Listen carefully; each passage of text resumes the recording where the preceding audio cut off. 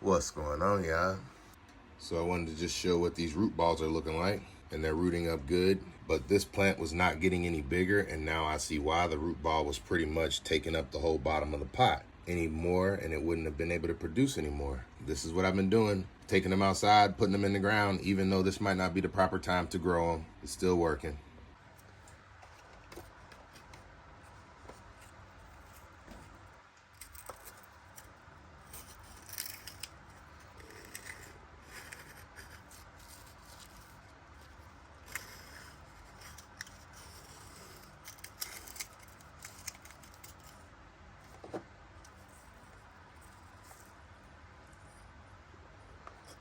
Once again, another decent root ball. Take it outside. So we'll be taking these two out to plant them. And we actually have a couple more, but we'll start there. All right, so now we're about to plant some watermelon. Put that there, stick that in there.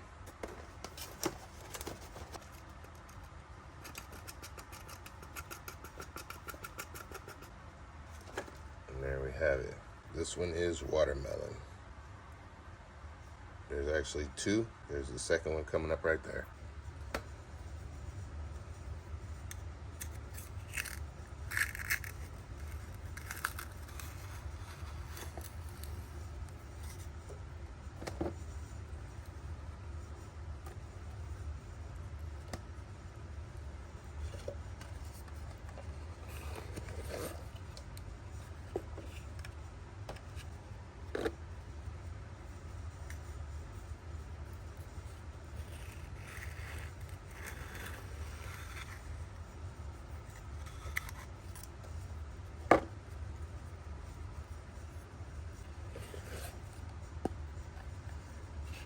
These are the things that are ready to be planted in the yard. I just learned something and I want to share what I've learned. I started all these basils right here by seed. Let me zoom out a little.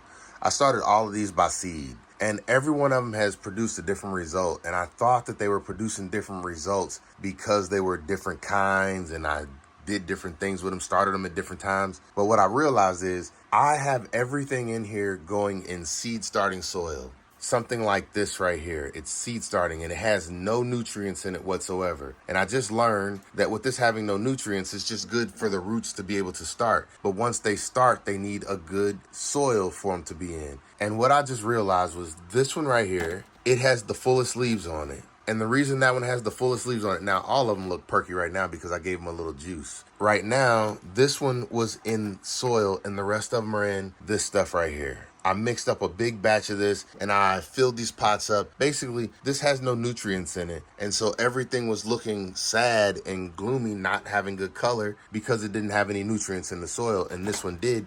And look how it shined. It did great. What I realized, I was using these for all of the other ones other than that one. I had no rhyme or reason to how I was using the soil. But I bought this soil and this soil came with Miracle-Gro. It was a seed starting potting mix as well. So it's both seed starting and potting mix, and that's what this one is right here. The rest of them are not. So what I did is I mixed up a batch of this right here, a gallon of it, and I am starting to feed them off of that until I can go and get a soil, and I'm going to end up replanting everything in a real soil, not a seed starting soil, because they're already started now. This is what I'm learning and I'm sharing it. I have no one to teach me this other than YouTube and the information that I'm getting from the mistakes that I'm making. I'm learning as I go and things are starting to grow. And this was what I just picked up on.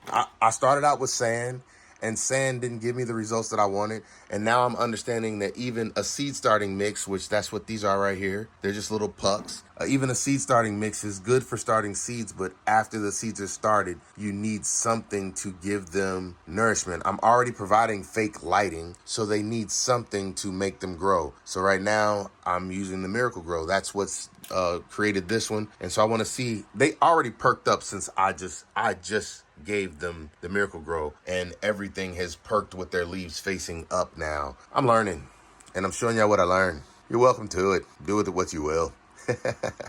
Hey, what I'm saying is I want some more basil and I want it quick. Without the basil, I'm feeling sick. I'm sharing what I'm learning as I grow. Even the seeds that I'm starting over here. Right now, I'm just taking them and putting them out in the yard, but I have no real purpose other than trying to learn what I am doing. And I'll show you what I put out in the yard already as well.